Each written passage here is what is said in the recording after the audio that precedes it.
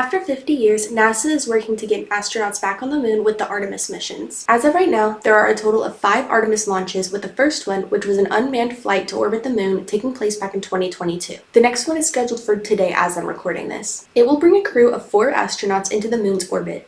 Within the next few years, there will be people on the moon again. Artemis 1 launched November 16, 2022. The name Artemis comes from Greek mythology, as Artemis was the twin sister of Apollo, the Apollo missions being the first missions to bring man to moon. She is also the Greek goddess of the moon. Artemis 1 was an unmanned mission which tested the Orion spacecraft in the Space Launch System, SLS for short. These are some of NASA's first systems designed specifically for deep space travel. The ultimate goal of these tests is to eventually reach Mars. In order to do that, we first have to return to the moon. The Orion is not going to be a one-time use spaceship, but rather will be used in future Artemis missions to carry a crew to the lunar surface. Artemis 2 launched on April 1st, which is today as of me recording this. The goal of the Artemis missions is to get people back to the moon. The Artemis 2 launch has been delayed multiple times due to the rocket leaking liquid hydrogen and liquid oxygen, which is what the rockets use for fuel. It's crucial to delay the launch when there are any issues, otherwise the crew's safety could be at risk. The crew will consist of 4 astronauts: Reed Weissman, Victor Glover, Christina Koch, and Jeremy Hansen. This flight will bring both the first woman, Christina Koch, and the first black man, Victor Glover, to the moon. Artemis 2's primary goal is to lay out the groundwork and collect information for future moon landings. They'll fly past the far side of the moon, or better known as the dark side of the moon, and map it out. Much of the far side has never been observed before. Artemis 3 was originally going to land on the moon, the first mission to do so since 1972,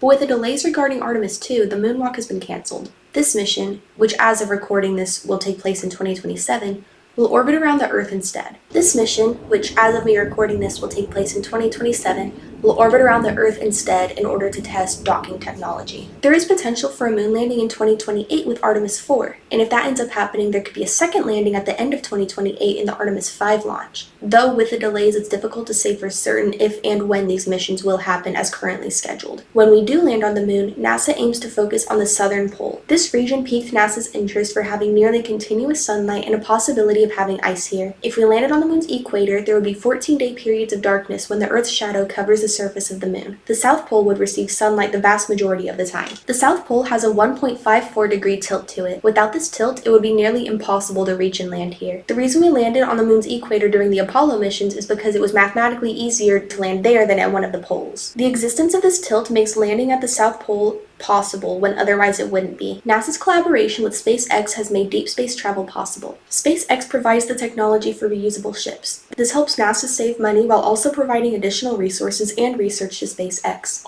The collaboration has quickened the rate at which we aim to reach the moon and will eventually reach Mars in the 2030s. The rise of privatized space agencies grants more freedom to companies as NASA has to follow many regulations. NASA also has helped provide technology to SpaceX, which has quickened their development. The Space Launch System, or SLS for short, is a rocket designed to launch the Orion into space. The rocket has 4 RS-25 engines, and their combined power is capable of 2 million pounds of thrust. It also has 2 additional rocket boosters that can do 3.6 million pounds of thrust each. The SLS cost $23.8 billion. The Orion spacecraft is designed for deep space missions, not only to the moon, but to Mars and even beyond that. The shuttle was designed to protect astronauts from radiation and heat. It also has superior life support systems. The Orion took decades to build due to how expensive it is, coming out to $20.4 billion, which brings the total cost of both spacecraft to a whopping $44.2 billion.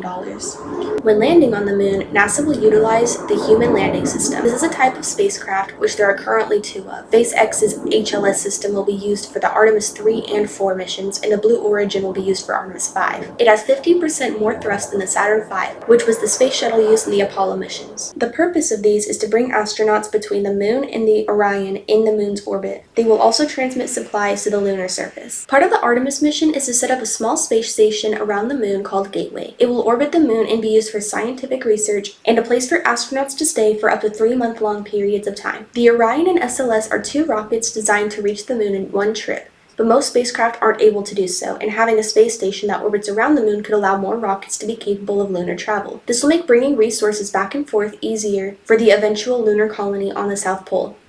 Gateway will be used by multiple countries around the world and has already been provided tools from other countries and agencies.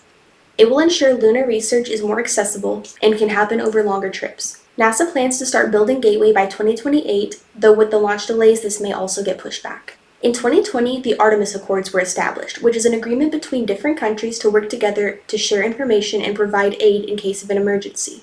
So far, 61 countries have signed the accords.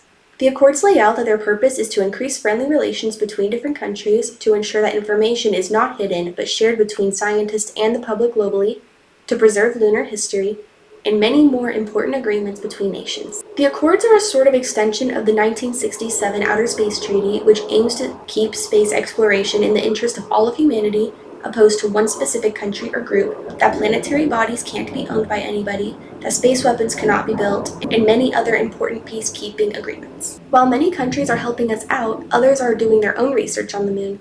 China, for example, has sent rovers to map the surface and subsurface of the moon. They also have crewed missions to the moon planned for the 2030s, and just like the US, they plan to set up a lunar base around the South Pole. Japan aims to have a crewed landing in the 2030s. Japan also aims to have a crewed landing in the 2030s.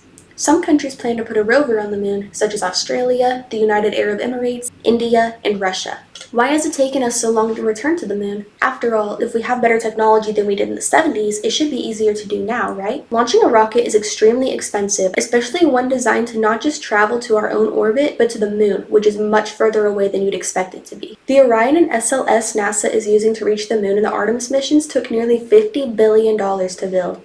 And that's for money NASA has saved up for decades. When we first went to the moon in the Apollo missions, most Americans saw it as patriotic and important to reach the moon before the Soviets did. There was public interest.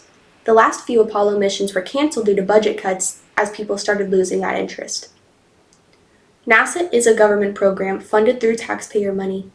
This is why so many private organizations are also building rockets to try and reach the moon, but despite this, it's still extremely expensive and time-consuming. It was also cheaper to make the Apollo spacecraft because it had significantly less safety features. It was made quickly because it was a race to reach the moon. Today we aren't worried about another country getting there first, especially since the scientists working on these missions are working in collaboration with the rest of the world. This allows scientists to focus on safety above anything else, and ensuring safety is much more time-consuming and costly. In order to watch the Artemis launches live, you can go to nasa.gov. As of this video, the Artemis 2 has already launched, so if you didn't get to catch it, then unfortunately you're going to have to wait until Artemis 3, but any other future launches will also be viewable from NASA's site. The public is also allowed to view them from Cape Canaveral, Florida, which is NASA's launch site. Going back to the moon will begin our exploration of deep space. In the not-too-distant future, possibly within the next decade, we'll land the first people on Mars, signifying the first time we leave our planet's orbit. That will kick off a new age of humanity, one where we can truly reach the stars. It's a feat of human collaboration across different countries to achieve something that will benefit all of us. The topic is constantly getting updates, so make sure you get accurate information and keep checking on the latest updates for yourself. If you enjoyed this video, consider leaving a like. If you want to watch more content similar to this, consider subscribing. If you have anything interesting to add, leave a comment below. I have all of my sources linked in the description, and I highly encourage you to check them out. Thank you for watching. I hope you enjoyed this topic, and have a good rest of your day.